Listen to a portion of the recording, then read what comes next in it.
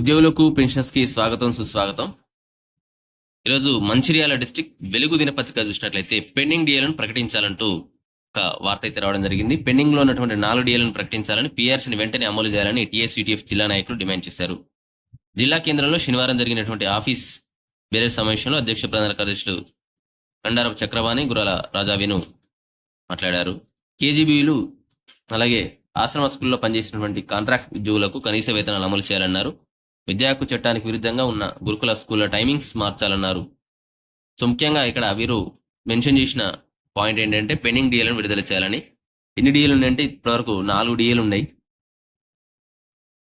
దీంతో పాటుగా పిఆర్సీ ఉంది. పిఆర్సీ నివేదిక ఇంతవరకు ప్రభుత్వం చేతికి రాలేదు. పిఆర్సీ కమిషన్ చేసి కనీసం 18 నెలలు దాటింది. 20 నెలలు కూడా దగ్గరకు వస్తూ ఉంది.